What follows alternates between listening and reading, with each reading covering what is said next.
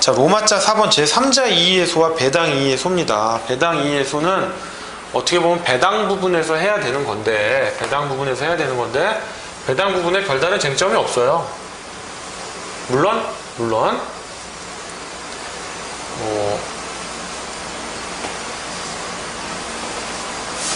어떻게 배당을 해야 되는지에 대해서 그 부분은 설명드립니다. 그 부분은 또 중요한 부분이에요. 그 부분은 중요한 부분인데 단순히 그냥 경매 절차로서의 배당은 중요한 게 아니고 배당권자가 여러 명일 때 어떻게 배당해야 되는지 그 부분은 중요하고요.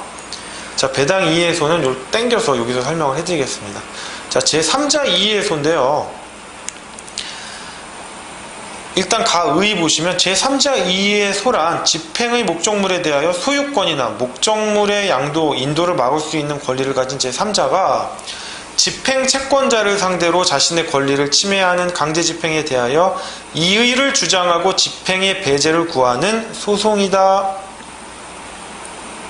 자, 집행기관은 채무자의 책임 재산에 대해서 실질적인 심사권이 없어요. 집행하면 이거 집행하는 거예요. 이게 채무자 건지 제3자 건지 몰라요. 그냥 하라고 하니까 그 집행문에 따라 하는 거거든요. 그러니까 근데 이 경우 그럼 제3자는 내 물건에 집행을 해 라고 할 때 즉시 항고를 할 수 있느냐? 할 수가 없어요. 규정이 없어요. 즉시 항고는 특별한 규정이 있는 경우에 하나에 인정되는데 즉시 항고에 관한 규정이 없거든요. 그러면 집행에 관한 이의 신청할 수 있는 거 아니냐? 그런데 이거는 집행 절차는 적법하거든요. 왜 적법하냐? 누군가가 잘못하긴 했지만 그 범위를 집행문에다가 제3자 재산까지 넣은 거예요. 즉 남의 제3자의 실체적 권리를 침해를 이유로 한 거기 때문에 이 경우에는 집행에 관한 이의 신청이 허용되지 않고 제3자 이의소를 제기해야 되는 겁니다. 이 부분 조금 제가 가의 마지막 부분 실체적 권리의 침해를 이유로 한 집행에 관한 이의 신청 역시 허용되지 않는데 이 부분 조금 표현이 그런데요. 무슨 말이냐면 실체적 권리의 침해를 이유로 했기 때문에 제3자 이의소는 즉 실체적 권리의 침해를 이유로 한 집행이라는 거죠. 채무자의 재산뿐만 아니라 제3자의 재산에 대해서 집행을 하는 거는 그렇기 때문에 집행 절차의 위법을 이유로 한 집행에 관한 이의 신청이 허용되지 않는다는 거예요. 그 부분.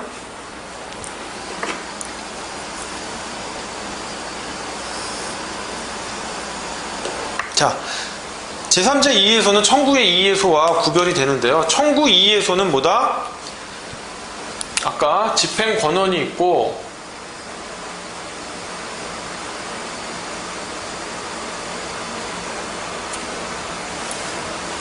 집행문을 부여할 때 집행 권한의 존재에 대해서는 문제 삼지 않죠. 청구 이의소는 단지 집행 권한에 표시된 청구권의 효력을 부정하는 거예요.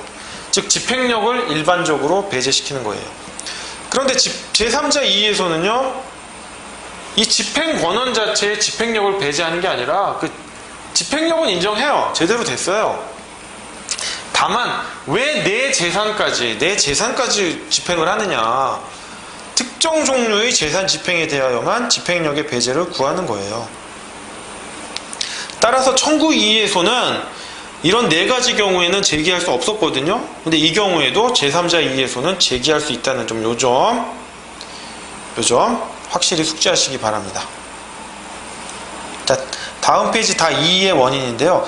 제3자가 강제 집행의 목적물에 대하여 소유권이 있다고 주장하거나 목적물의 양도나 인도를 막을 수 있는 권리는 원칙적으로 압류가 행하여질 당시 이미 제3자에게 기속되어 있는 동시에 사실심, 변론 종결시까지 존재하여야 한다. 이 부분도 숙지하시기 바랍니다. 잠정 처분 요거 그냥 읽어보시면 되고요. 자, 배당 이의소인데요. 자, 어떤 거냐면 이 부분은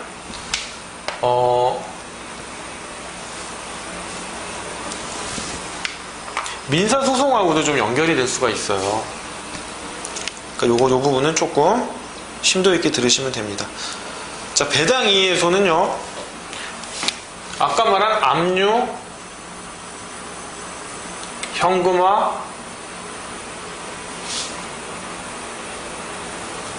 배당 절차를 거치잖아요. 그러면 한 명의 채권자가 있는 게 아니라 여러 명의 채권자들이 속된 말로 하이에나 같이, 개떼 같이 달려들어요.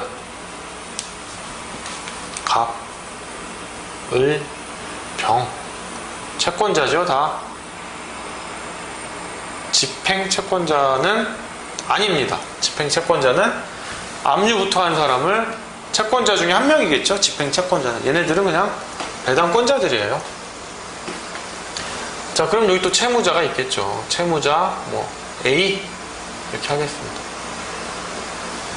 그럼 이 배당이의의 손은 갑이 을병을 상대로 제기할 수 있어요. 아니, 내가 좀 더 받아가야 돼. 너는 더 적게 받아가야 돼.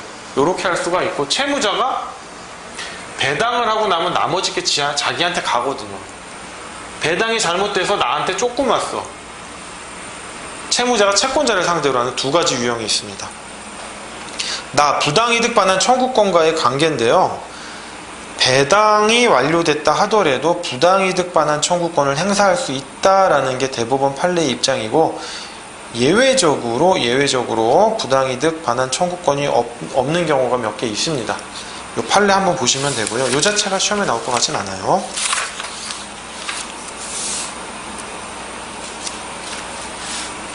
다 효력입니다. 다음 페이지 다 효력인데, 배당이의의 소외 청구가 이유 있는 경우 피고에 대한 배당액을 취소하고 그 배당액에 관하여 어느 채권자에게 얼마를 지급할 것인지를 구체적으로 정하며 그와 같이 정하는 것이 부적당한 때에는 판결의 이의를 인용하는 범위를 정하고 배당법원에 대하여 배당표의 재작성과 그에 따른 새로운 배당 절차의 실시를 명하게 된다.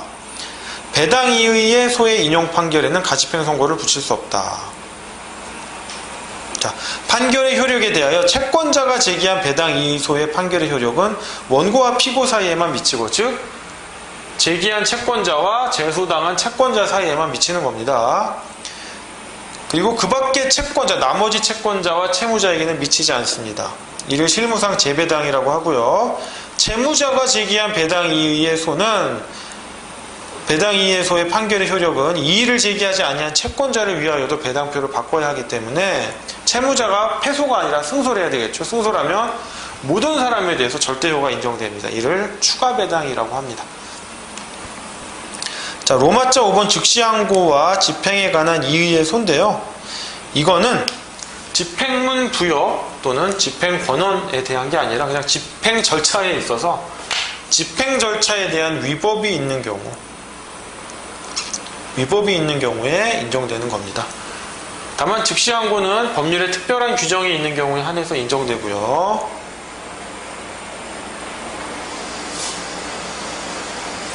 집행에 관한 이의는 의의에서 보듯이 민사 집행 절차에 관한 집행법원의 재판으로서 즉시항고를 할 수 없는 것과 아까 집행기관으로 집행관이 있다고 그랬죠? 집행관의 집행처분, 기타 집행관이 지킬 집행 절차에 대하여 법원의 그 시정을 구하는 불복 방법이다. 즉, 즉시항고는 집행법원의 재판. 즉시항고는 집행법원의 재판입니다.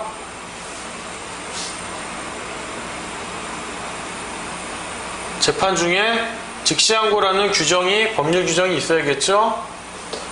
자, 집행에 관한 이의는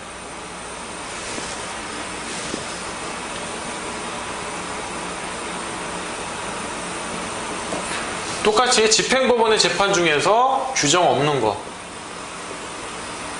그 첫 번째, 두 번째는 집행관의 처분.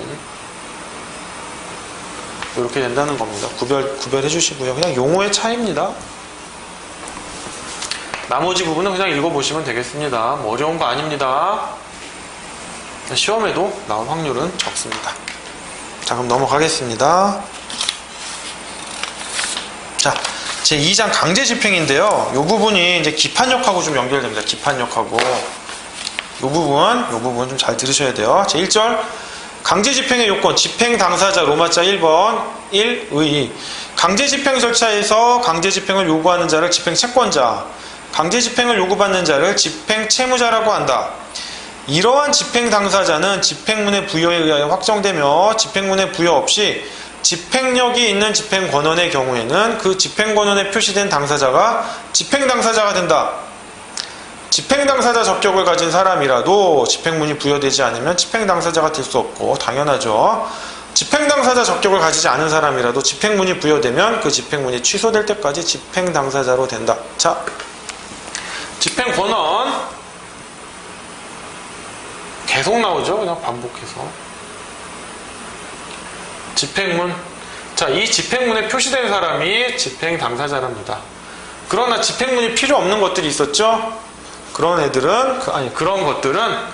집행권원은 집행권원에 표시된 게 집행당사자라는 겁니다. 자, 이 범위. 집행당사자 적격의 범위는 집행권원의 집행력이 미치는 주관적 범위와 같다. 확정되거나 확정 판결이겠죠. 가집행 선고가 있는 종국 판결의 집행력이 미치는 주관적 범위는 그 판결의 기판력의 주관적 범위와 동일하다. 민사소송법상 기판력의 주관적 범위 나옵니다. 2번 인락조소, 화해조소 이런 것들 집행력이 미치는 범위도 판결의 경우와 같다. 즉 기판력의 주관적 범위와 동일하다는 거. 3번 재판상 화해의 당사자는 소송 당사자가 아닌 보조 참가인이나 제3자도 될 수 있고 이 경우 화해의 효력은 화해 조서에 기재된 내용에 따라 보조 참가인이나 제3자에게도 미친다. 4번 중요합니다. 4번 채권자 대위랑 연결돼요. 채권자 대위 소송에 있어서 채무자가 어떠한 사유로든지 소송이 제기된 사실을 알았을 때에는 그 판결의 효력이 채무자에게 미치죠. 그런데 판결의 집행력은 동판결의 원고와 피고에게만 생기고 원고와 채무자, 즉 소송 당사자가 아닌 피대위자 사이에는 집행력이 생기지 않는다는 점. 채권자 대위 소송에서 이 말 하나 써주면 상당히 멋있어 보이겠죠. 자, 유형 봅시다. 판결의 당사자겠죠. 확정 판결은 집행권원이고 집행문을 부여받으면 바로 집행할 수가 있죠. 확정 판결의 당사자는 당연히 집행의 당사자일 겁니다. 자, 그 다음에 기판력이 미치는 제3자인데 얘네들도 과연 집행 당사자냐 집행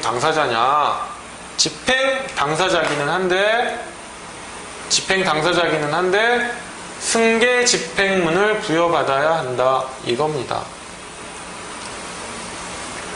자, 뭐냐 이렇게 보시면 돼요. 갑이랑 을이 재판을 해요. 판결의 당사자죠. 당연히 집행의 당사자입니다. 집행문 부여받으면 돼요. 그런데 소송 도중에 병에게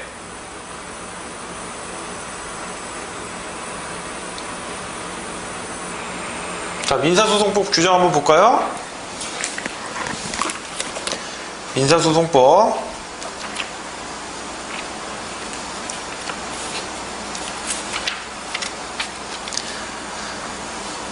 제81조와 제82조겠죠. 민사소송법 제81조와 제82조 승계인의 소송 참가인데 참가 승계, 인수 승계가 이루어졌다. 당연히 병이 집행의 당사자가 됩니다. 집행문은 부여받아야겠죠. 그런데 기판력의 주관적 범위에서 문제되는 게 누구죠? 변론 종결 후의 승계인이죠. 변론 종결 후의 승계인. 참가 승계랑 인수 승계 정도가 아니라 변론이 종결됐는데 승계를 했어요. 변론 종결 후의 승계인은 뭐 정의라고 합시다.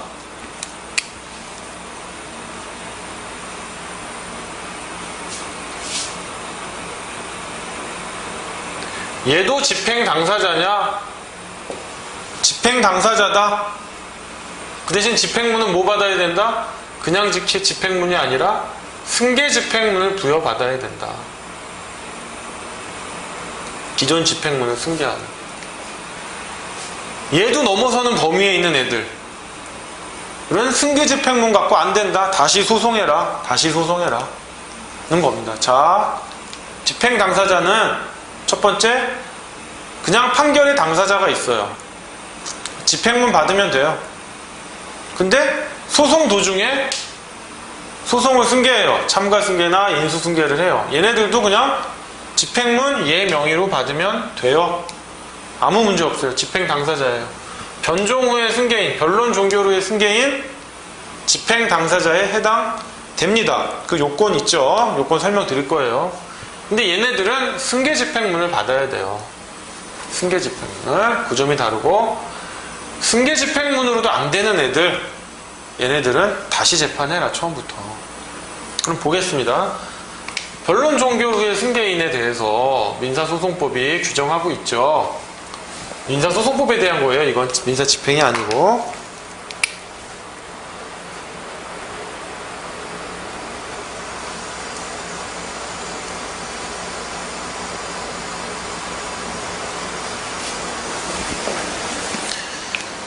변론 종결 후에 승계인은 승계가 인정되며 채권자는 승계 집행문을 부여받아 집행할 수 있고 다시 집행 권한을 얻을 필요가 없다. 자, 누가 있었습니까? 소송물의 권리 의무를 소송물인 실체법상의 소송물인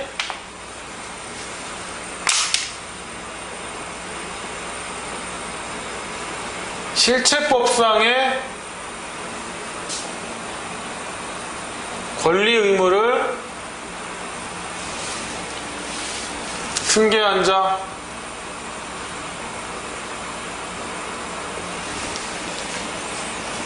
여기 얘 있죠.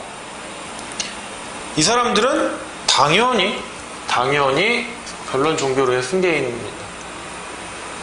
그런데 계쟁물에 관한 민사소송에서 다툼이 있죠. 계쟁물에 관한 당사자 적격을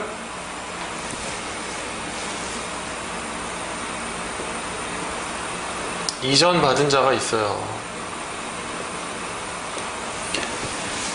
구소송물에 의하면 어떻게 나눠지죠? 구소송물 이론에 의하면 물권적 청구권과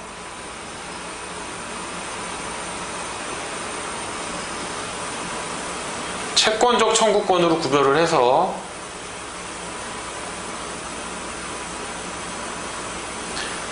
여러분 무조건 구소송물 이론이에요. 신소송물 이론 쓸 필요 없어요. 실무 나가면 쓰지도 않습니다.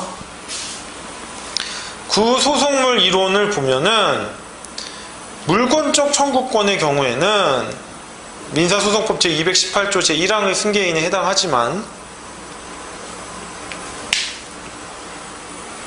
채권적 청구권의 경우에는 승계인에 해당하지 않는다. 여기 있었죠? 소송물 이론과 승계인의 범위입니다. 그 다음에 승계인에 대한 기판력의 작용인데요. 과연 이러한 승계인에 대해서도 기판력이 작용하느냐? 이게 뭐냐면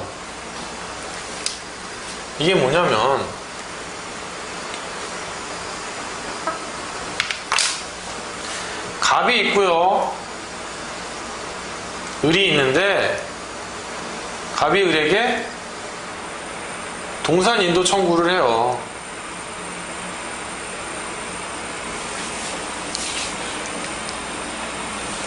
근데 갑이 승소해요.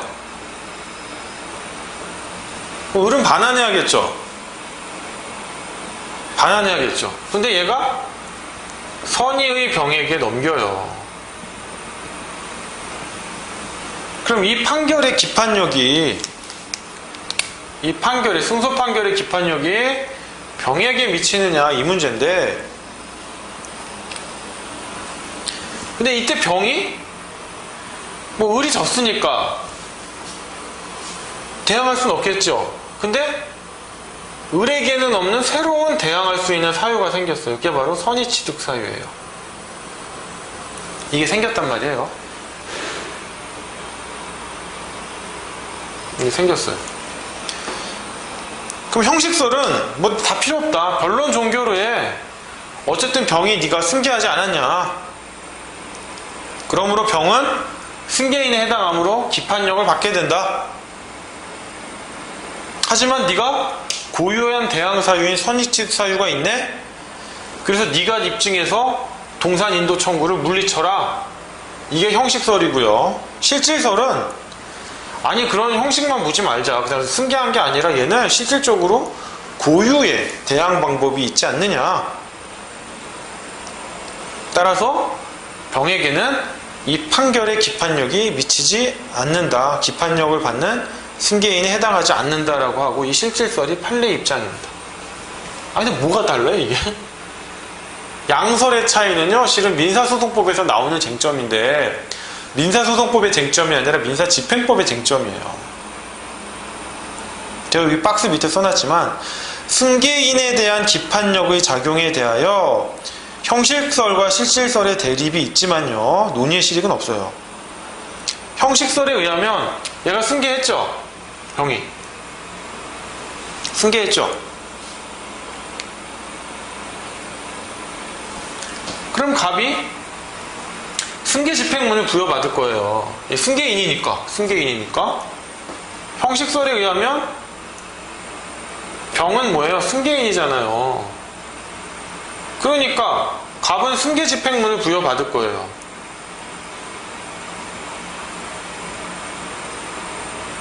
집행하려고. 그럼 병은 뭐 할까요? 병으로는 승계집행문 부여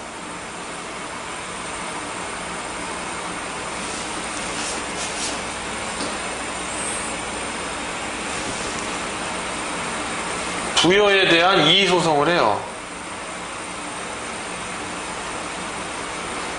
나는 승계인이 아니야. 승계집행문 부여하지 마. 그래요. 자, 실질설에 따르면 어떻게 될까요? 실질설 여기다 적을까요? 위에다가 이거 지우고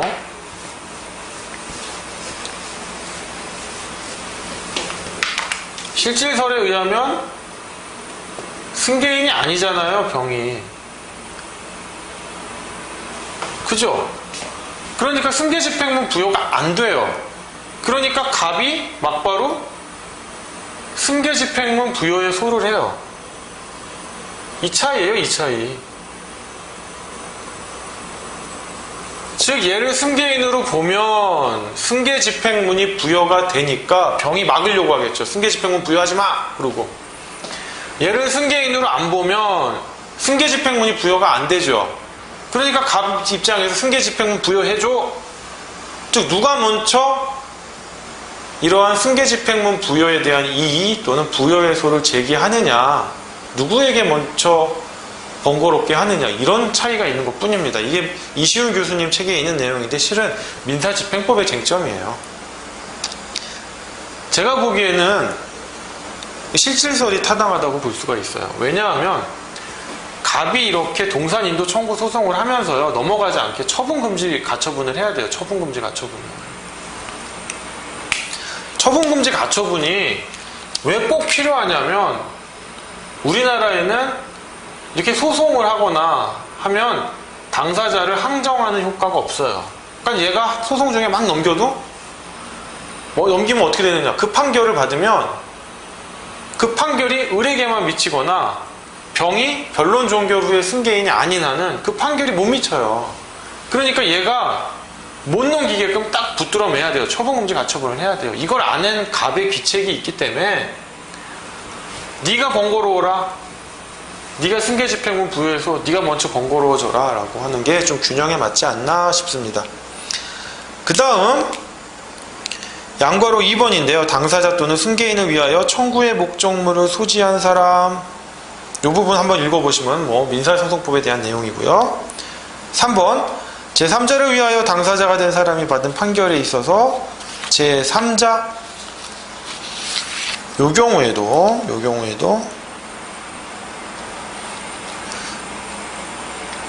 승계집행문을 부여받아야 한다는 거 읽어보시면 알 수 있습니다. 그 다음에 양가로 4 소송 탈퇴자인데요.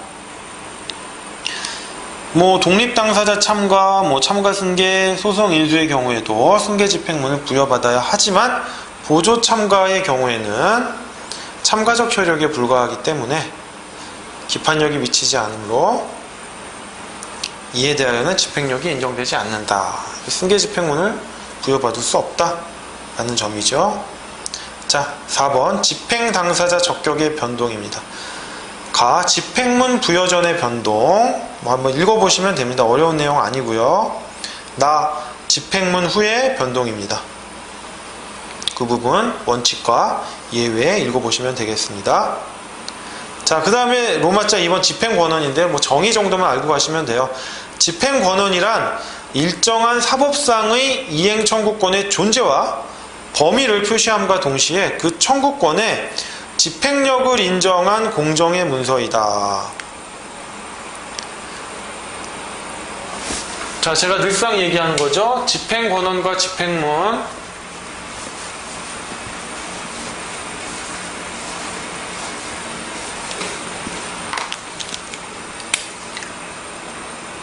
집행권원,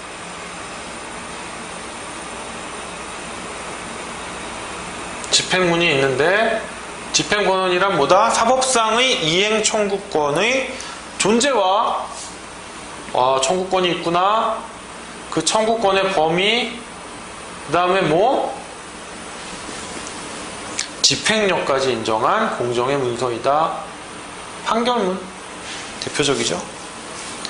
집행문의 부여가 필요하지 않은 경우에는 집행권원만으로, 집행문의 부여가 필요한 경우에는 집행문과 결합하여 집행 당사자 및 집행의 내용 및 범위가 결정된다. 이게 꼭 형식적으로 필요하다는 거. 자, 판결입니다. 이렇게 세 가지가 있고요. 판결 외에 집행권원으로 뭐 다 암기하시면 좋지만 알아두셔야 할 게 소송상 화해조서 및 재소전 화해조서, 4번 확정된 지급명령, 5번 집행증서, 공정증서죠. 6번 가압류 명령 및 가처분 명령입니다. 자, 손가락 보시면요. 가압류 명령 및 가처분 명령은 그 자체가 집행정본과 같은 효력이 있어서요. 집행문이 없이도 즉시 집행할 수 있습니다. 이 점 중요합니다. 가압류랑 가처분 명령. 자, 하나씩 보시면요. 재소전 화해조서는 언제 쓰냐면 설명을 좀 드릴게요. 재소전 화해조서는 뭐 잠깐 좀 쉬어가는 얘기인데 임대차에서 많이 쓰죠. 원래 화해라는 게 분쟁이 생기다가 우리 적당히 이렇게 화해합시다 라고 해서 판결과 동일한 효력을 미치는 건데, 분쟁이 생기기도 전에 우리 이러한 분쟁이 장래에 생기면 이렇게 화해를 합시다 라고 미리 약정을 하는 겁니다. 뭐냐 하면 임대인이 있고 임차인이 있는데 임차인이 차임을 미지급하고 실종이 돼버려요. 뭐 도망간 거겠죠. 잠적하고. 그러면 이 임대인이 건물 명도 청구 소송을 해야 되는데, 이 건물을 돌려받으려면 건물 명도 청구 소송을 해가지고 승소를 한 다음에 건물을 돌려받습니다. 건물 회수라고 쓸까요? 너무 번거롭죠? 그래서 재소전 화해로 이 건물 명도 청구를 안 하고 바로 이 집행 권한을 얻어서 건물을 회수해버리는 겁니다. 그게 재소전 화해, 임대차에서 많이 쓰이고요. 지급 명령은 그겁니다. 이건 왜 많이 쓰냐면 인지 아끼려고 그래요. 인지. 지급 명령을 하면 갑이 을에게 청구권이 있잖아요. 그럼 뭐 막바로 소송을 제기하는 방법도 있지만, 뭐 이런 겁니다. 갑이 을에게 뭐 1억 원을 줘야 돼요. 그럼 을이 청구권이 있죠. 이 을이 소송을 제기하는 방법도 있는데 지급 명령을 하는 방법이 있어요. 간이한 청구 절차인데 인지가 조금 나와요. 그런 장점이 있고요. 근데 지급 명령을 했는데 갑이 2주 이내에 이의를 안 하면 판결과 동일한 효력이 생겨요. 이의를 안 하면. 이의를 하면 바로 재판으로 넘어갑니다. 지급 명령이에요. 그 아이폰 관련해서 뭐 위치 추적인가요? 정보 위치 추적해가지고 뭐 어떤 변호사님이 집단 소송하시는 거 있잖아요. 자기가 아이폰에 승소했다. 근데 그분이 승소한 거는 소송을 해서 승소한 게 아니라 지급 명령을 하신 거예요. 지급 명령을 해가지고 아이폰이 응대를 안 해요. 이의를 안 해요. 안 해서 2주가 있어서 확정이 됐어요. 그래서 본인은 그 지급 명령에 기해서, 확정된 지급 명령에 기해서 손해배상을 받았죠. 그런데 이제 이렇게 대규모가 들어오면 아이폰 회사가, 애플이 가만히 있지 않겠죠. 소송하겠죠. 자, 로마자 3번 집행문입니다. 1의. 집행문이란 집행권원에 집행력이 있음과 집행 당사자를 공증하기 위하여 법원 사무관 등이 공증기관으로서 집행권원의 끝에 부기하는 공증문헌을 말하며 집행문이 있는 집행권원의 정본을 집행력 있는 정본 또는 집행정본이라고 한다. 이러한 집행문은 판결기관과 집행기관을 연결하는 가교 역할을 한다. 이 집행문의 요부, 집행문이 필요한 경우 강제 집행을 하려면 원칙적으로 집행력 있는 정본이 필요한데 집행권원에 집행문이 부여되어 있어야 한다. 가집행 선고가 있는 판결, 집행판결, 집행증서와 같이 집행권원 자체에 집행할 수 있다고 적혀 있어도 집행문이 필요합니다. 집행문이 필요하지 않은 경우에는 여기 나와 있죠? 네 가지인가요?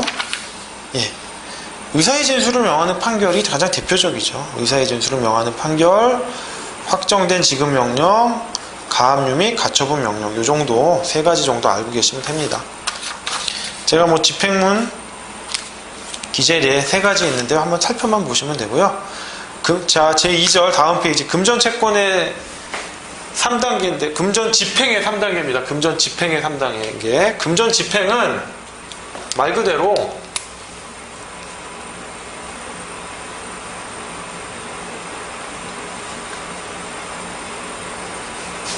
내가 금전을 받을 게 있어요. 갑이 을한테 1억 원 받을 게 있어요. 제가 얘기했죠. 저희 화살표는 이쪽이 채권자고 이쪽이 채무자라는 거. 갑이 을에게 받을 게 있어요. 갑이 을에게 받을 게 있어요. 좀 안 진한가요? 색깔을 바꿔볼게요. 갑이 을에게 받을 게 있어요. 1억 원이. 근데 을의 재산이 없는 것 같기도 하고 빼돌릴 것 같기도 하고 불안불안해요. 그럼 이 금전을 집행하는데 방법이 여러 개가 있죠. 부동산에 집행할 수도 있고 동산에 집행할 수도 있고 이 을이 갖고 있는 채권 그 밖에 재산권에 집행할 수도 있는 거예요. 이런 세 가지 방법이 있습니다. 금전 채권에 대한 강제 집행, 여기 각주에다 제가 써놨는데 금전 채권에 대한 강제 집행은 말 그대로 이거 금전 채권, 을이 갖고 있는 금전 채권에 대해서 강제 집행을 한다는 거고, 금전 집행이라는 거는 갑이 을에게 금전을 갖고 있는데 이거를 집행을 하자, 강제 집행을 하자. 그 방법이 을이 갖고 있는 재산 중에 부동산, 동산, 채권, 금전 채권도 되겠죠. 그거에 대해서 집행을 하자라는 게 금전 집행인 겁니다. 그럼 용어도 구별하셔야 되고요. 일반적으로 금전 집행의 3단계는 압류, 현금화, 배당입니다. 뭐든 다 이렇게 이루어집니다. 이 순서를 반드시 걸쳐요. 압류, 현금화, 배당이에요. 부동산에서 강제 경매, 강제 관리가 있다고 했지만 압류, 현금화, 배당, 압류, 현금화, 배당입니다. 그 경우에도 로마자 2번하고 3번, 그 다음에 4번 보시면은 당연히 아실 수 있는 내용이고요. 어렵지 않습니다. 네, 다음은 이제 배당의 문제에 대한 것입니다. 민사집행법에 있어서 상당히 중요한 문제인데요. 지금 문제같이, 교재에 나온 문제같이 이렇게 직접적으로 금액을 구하라라고 하는 문제는 나오기가 어렵습니다. 왜냐하면 변호사 시험이 민사집행법 자체를 시험 범위를 하고 있지 않기 때문입니다.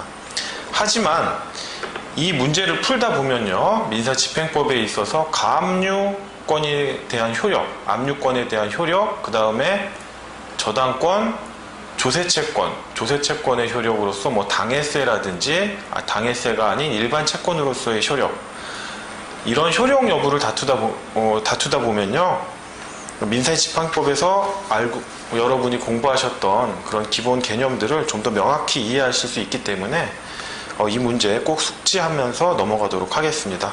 시간 관계상 간단하게 설명드리도록 하겠습니다. 자, 문제 1번인데요. 가압류 채권자들의 안분 배당입니다. 여기 순위를 보시면 설정된 가압류 채권이 설정된 날짜를 보시면 됩니다. 자, 문제 1번입니다.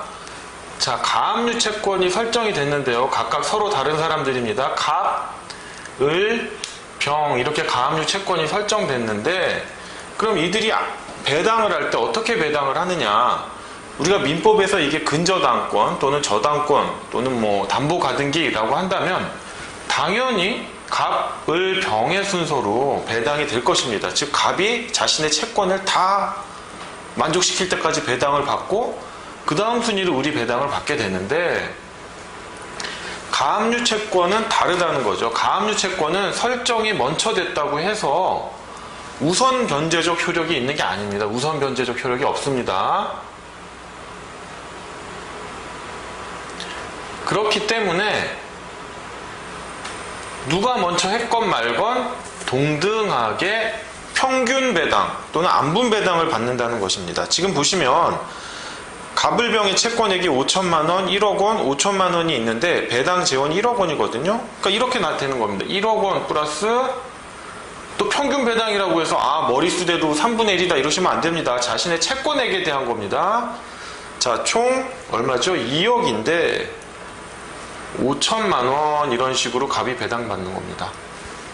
따라서 갑은 2,500만 원을 배당받게 되고요. 을은 5천만 원, 2,500만 원을 배당받게 되는 겁니다.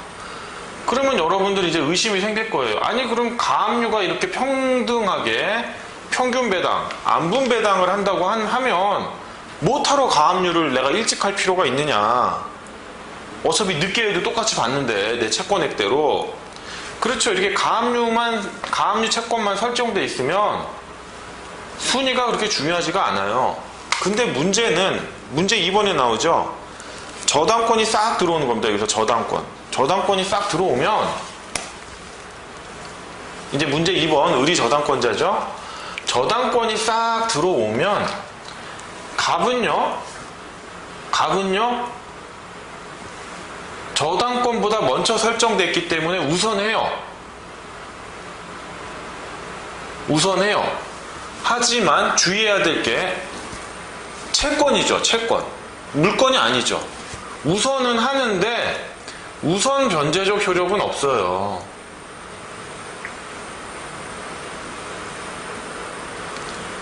저당권에 우선할 뿐 우선 변제 효력은 없다. 그러니까 채권액대로 아까 계산한 것처럼 채권액대로 안분 배당을 하는 거예요. 그러니까 2,500 하고 저당권자도 5천만 원 평균 배당. 왜냐하면 얘를 기준으로 하는 겁니다. 얘가 선순위이기 때문에 병도 2,500만 원 배당 받아요. 그런데 압류 또는 가압류에 있어서 우선적 효력이라고 하는 것은 상대적인 거거든요. 절대적인 게 아니고. 그러다 보니까 을한테는 갑이 우선하는 건 맞는데 우선 변제적 효력은 없고 병은 을한테 대항할 수가 없어요. 얘가 물건이기 때문에. 그러니까 얘가 이렇게 흡수를 당해요. 그래서 7,500만 원이 되는 겁니다. 물론 을의 원래 채권액이 얼마였죠? 1억이었죠. 1억.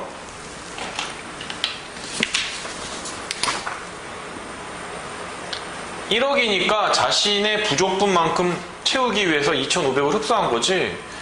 만약에 얘 채권액이 1억이 아니다 5천만 원이다 라고 하면 흡수를 안 당하죠. 안 당한다는 게 원래 안 당하는 게 아니라 흡수를 당해야 되는데 이미 처음에 다 자기 채권을 만족을 받았으니까 흡수를 안 당한다는 것 뿐이지 원칙은 흡수를 한다는 겁니다. 그래서 만약에 을이 1억이었다 자기가 자신의 채권액이 1억이었다라고 하면 처음에 배당이 5천만 원밖에 못 받았으니까 부족분이 5천만 원이잖아요. 그러니까 후순위인 병의 배당액을 흡수하는 겁니다. 이게 바로 문제 2번 안분 후 흡수 배당입니다. 자, 그리고 이 네모 박스에 보면 좀 내용이 많은데요. 별건 아닙니다. 그래도 한번 읽어보시면 되는데 이게 저당권이 아니라 뭐다? 담보가등기, 가담법상의 담보가등기도 동일하게 배당이 되고요. 또 뭐가 있을까요? 주택임대차 보호법상의 확정일자를 받은 임차인, 주택임대차 보호법상 우선변제적 효력이 있잖아요. 얘네들도 동일하게 배당이 된다는 겁니다. 그 다음 맨 박스 마지막 하단에 보면 이제 손가락 표시 보면 얘가 병이 아니라 동일한 갑이다라고 해봅시다. 갑이다라고 해봅시다. 갑이다라고 해봅시다. 그러면 어떻게 되느냐? 마찬가지로 이렇게 되겠죠. 2,500, 5,000, 2,500 배당을 받아요. 그러면 이 2,500이 흡수가 되느냐 흡수가 안 되느냐를 갖고 다툰 사례예요. 갑을병이 서로 다르면 당연히 흡수돼요. 그런데 선순위 가압류권자랑 맨 마지막 후순위 가압류권자가 동일할 경우에도 흡수가 되느냐 갖고 대법원에서 다툼이 있었습니다. 이게 유명한 대한항공 사건이었는데요. 대법원이 그거 상관없다, 당연히 흡수된다, 이런 판단을 했습니다. 그러다 보니까 이 갑은 뭐 한 거예요? 괜히 들어가가지고 여기서 배당받을 금액을 감소시키고 오히려 흡수당하고 바보짓을 한 거죠. 만약에 갑이 여기다 가압류를 설정하지 않았다고 합시다. 그럼 어떻게 될까요? 여기 2,500은 당연히 흡수되는 거고요. 동일인 여부와 상관없이. 만약에 여기서 갑이 없었다라고 한다면 아까 배당 재원이 얼마죠? 1억 원이었죠. 1억 원에서 총 채권액이 얼마입니까? 1억 5천이겠죠. 갑을만 있는 거니까 병이 없고 1억 5천에 갑의 채권액은 5천만 원이니까 계산을 하면 1억 곱하기 3분의 1이 되겠죠. 그래서 약 3,333만 원을 받을 거예요. 이렇게 받을 거를 2,500밖에 못 받고 여기서는 흡수당해버리고, 물론 처음에 갑이 들어갔을 때 이런 생각을 했겠죠. 내가 들어가면 2,500 받고 여기서도 2,500 받겠지, 흡수 안 당해가지고 5,000 받겠지라고 생각했는데 아니다. 만약에 이게 허용되면 갑이 선순위로 가압류하고 계속 가압류할 거 아닙니까?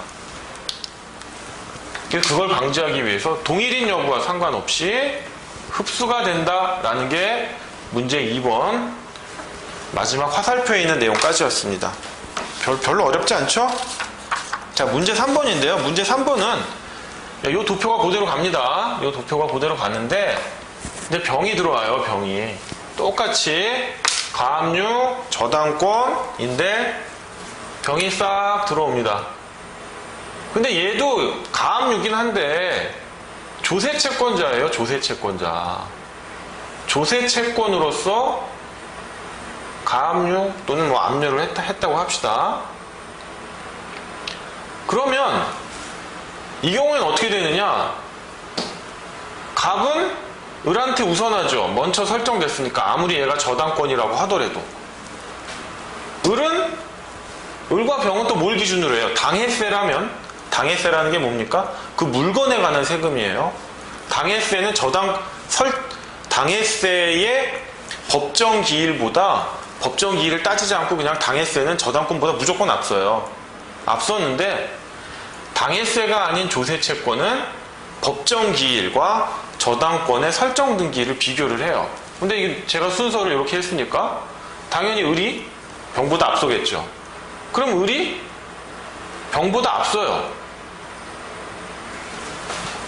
그런데 뭐냐면 조세채권과 일반 채권이 있으면 국세기본법 제35조에 보면 국세우선주의가 있어요. 그래서 병이 갑을 우선하는, 서로 꼬리에 꼬리를 묻습니다. 지금 갑은 을에 앞서고 을은 병에 앞서는데 병은 다시 갑에 앞서고, 도대체 누가 우선하는 겁니까?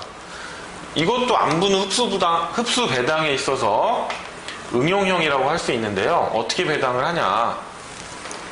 똑같습니다. 여기서 2,500이 가요.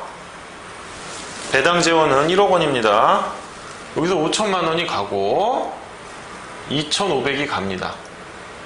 그럼 얘가 먼저 흡수를 해요. 7,500이 되겠죠.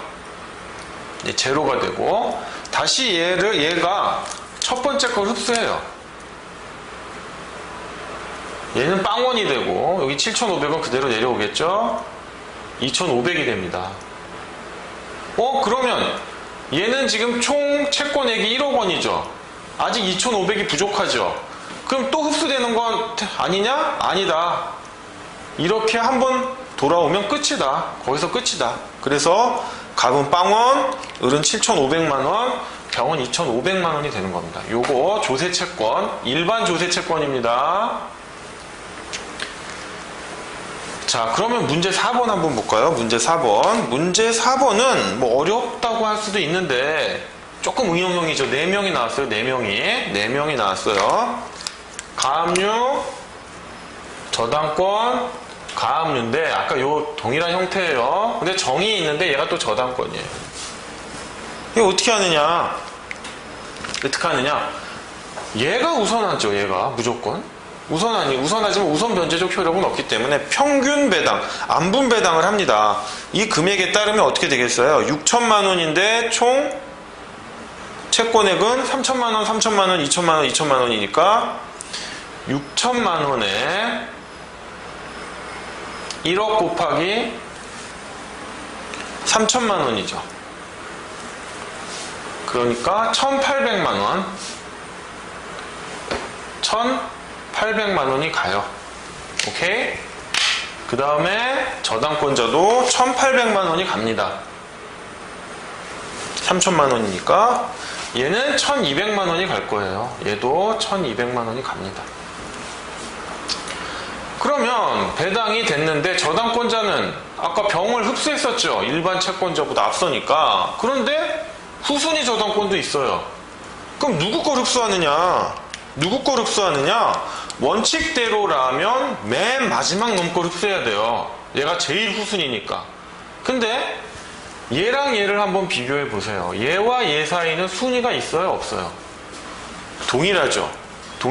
동일하니까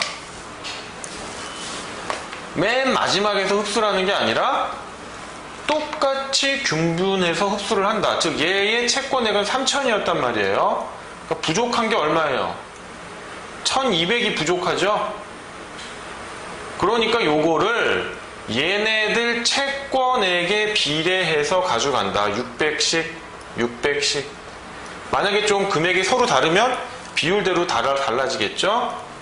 이렇게 가져간다. 그래서 얘는 3천이 되고 얘는 600만 원이 되는 겁니다. 자, 그 다음 건데요. 그 다음 문제 5번입니다. 문제 5번은 뭐냐면 똑같이 조세 채권이 나왔는데 얘네 당했어요. 당했어요.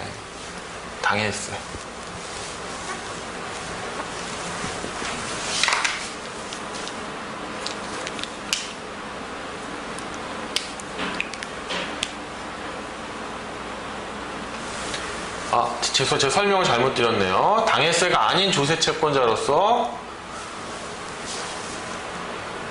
일반 조세 채권이 가압류가 된 건데 요 순위만 바뀌었네요. 요 순위만. 죄송합니다. 아이고. 저당권이 먼저 들어오고 가압류. 아까랑 순위가 여기 바뀌었네요. 똑같은 조세 채권이고 당해세는 아닙니다. 그러면 저당권이 당연히 우선하죠. 얘가 뭐 최고죠. 그런데 뭐 평균 배당을 하나? 안분 배당을 하는가? 아니죠. 저당권자는 뭐예요? 우선 변제적 효력이 있잖아요. 자기 만족할 때까지 다 가져갑니다. 쫙쫙 빨아가는 거예요.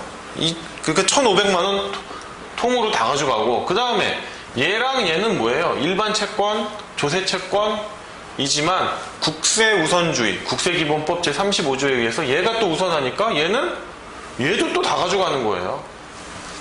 배당 재원이 바닥날 때까지. 그래서 또 3천만 원 다 가져가고. 그래서 을은 남은 찌끄레기 500만 원을 가져간다 하는 겁니다.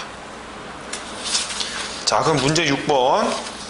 막상 풀어보면 어렵지 않죠? 자, 문제 6번인데요. 문제 6번도 조금 응용형입니다. 응용형. 여기서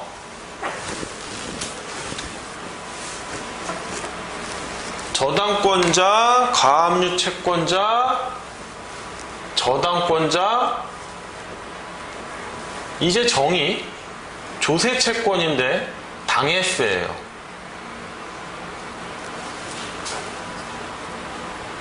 무시무시한 당해세.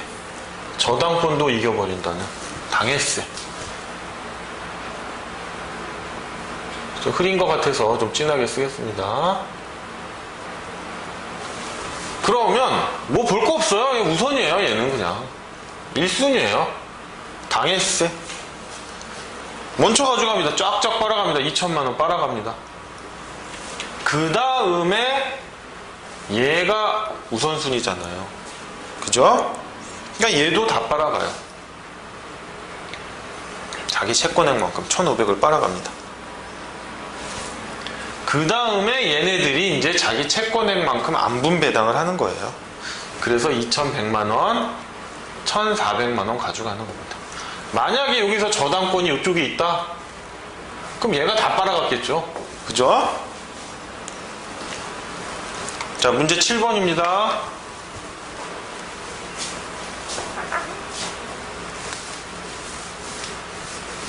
자, 문제 7번은요. 가압류 채권자가 있어요. 이렇게 가압류, 을, 저당권, 병, 저당권, 정, 가압류. 오케이. 자, 가압류 이제 뭐 바로 나오셔야 됩니다. 우선적 효력은 있지만 우선 변제적 효력은 없다. 저당권에는 우선하지만 그렇다고 해서 나의 총채권을 우선 변제 가져가진 않는다. 안분 배당하면 되겠죠? 안분 배당하면 얼마씩입니까? 그쵸? 1,500만 원이 될 겁니다.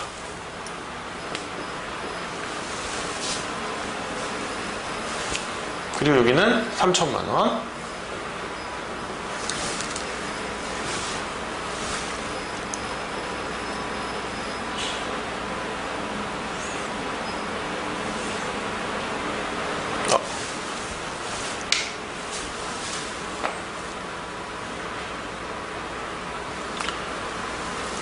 잠시만요. 자, 지금 배당 재원이 6천만 원이죠. 6천만 원인데 지금 총 채권액은 얼마죠? 1억 원이죠. 1억 원. 1억 원에 2천만 원이죠.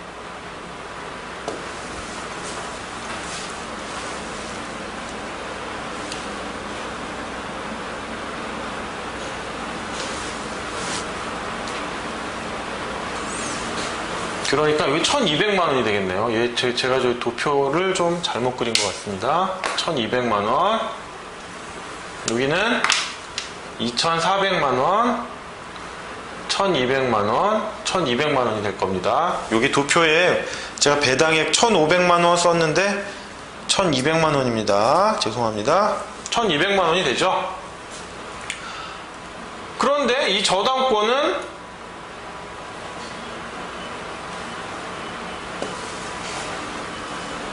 나머지 것들보다 우선하죠. 그죠? 우선하는데 누구 걸 가져가냐 이겁니다. 누구 거를. 아까 이런 비슷한 거 했었죠. 아까는 어떤 경우였냐면 앞은 똑같은데 얘가 가압류권자고 저당권자였어요. 이때는 어떻게 한다? 얘네들이 동순이니까 안분해서 흡수한다 이랬거든요. 안분해서. 근데 지금은 어때요? 얘가 앞서잖아요. 저당권자니까. 그 얘 거를 다 빨아가는 거예요. 얘 거를 다. 무조건 다. 자기 채권을 만족받을 때까지. 그래서 3,600이 되는 겁니다. 1,200이 되고 여긴 제로가 돼요. 그런데 얘는 채권액이 얼마예요? 4천만 원이죠. 아직 다 만족을 못했어요. 배가 고파요. 그러니까 여기서 또 나머지를 가져가요. 4천만 원이 될 때까지. 여기는 800이 남는 겁니다. 제가 여기 잘못 썼는데 1,200만 원이고요. 을은 4천만 원 맞고요. 그 다음에 병은 800만 원이 되는 겁니다. 이 부분 수정해 주시기 바랍니다. 죄송합니다. 자, 그 다음에 문 8번입니다. 문 8번은 뭐냐면 요 배당하고는 조금 거리가 있는 사례예요. 배당하고는 거리가 있는데 일종의 주택임대차에서 주택임대인의 이중적 지위를 보여주는 거예요.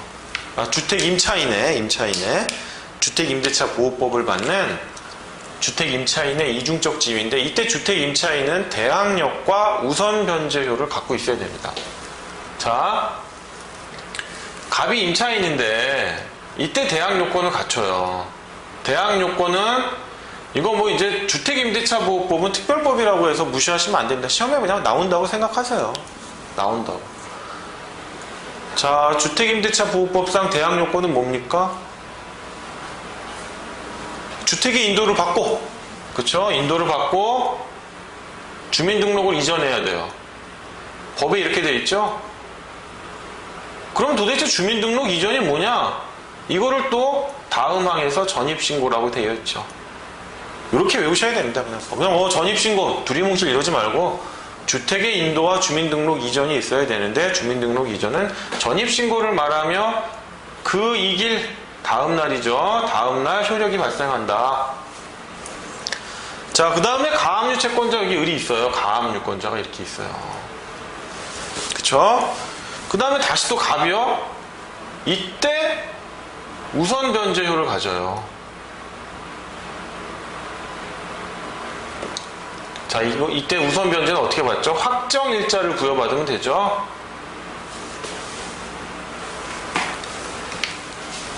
그런 상황에서 병이라고 하는 사람이 압류를 하고, 압류는 뭐예요? 집행 권한이 있으니까 집행문을 부여받아서 경매 개시를 합니다. 현금화 절차죠. 그러면 어쨌든 가압류가 이렇게 있으니까 여기서 문제됐던 게 그거예요. 확정일자 부여일, 요때 우선 변제효를 갖기 때문에 가압류 채권과의 순위는 요때를 기준으로 봐야지 요때를 기준으로 볼 수 없다. 이건 우선 변제효가 아니라 대항력이니까. 오케이. 그럼 이날을 기준으로 보자. 봤더니 가압류가 우선하거든요. 우선하니까 만약에 경매에서 배당을 받으면 어떻게 돼요? 평균 배당을 받잖아요. 안분 배당. 그러니까 좀 손해가 날 것 같아요. 그러면 얘는 이 배당을 받기보다는 대항력을 주장해서 그냥 집에 눌러 있어라. 눌러 있으면 얘 나가라고 하려면 보증금 다 돌려줘야 되거든요. 그러니까 대항력이라는 게 사실 우선 변제효가 없어요. 법률적으로는 없지만 실질적인 우선 변제적 효과를 주는 역할이 되잖아요. 유치권도 그렇고. 그래서 이때 갑은 배당을 요구하거나 우선 변제 효과를 주장해서 대항력을 주장해서 눌러 앉아 있으면 답답한 임대인 또는 임대인을 승계한 자가 보증금 다 돌려주고 나가라고 할 것이다. 약간 배당하고는 좀 거리가 있는 문제인데 민법하고 연결돼 있어서 제가 설명을 드렸습니다. 자, 이렇게 배당의 제 문제를 끝내겠습니다.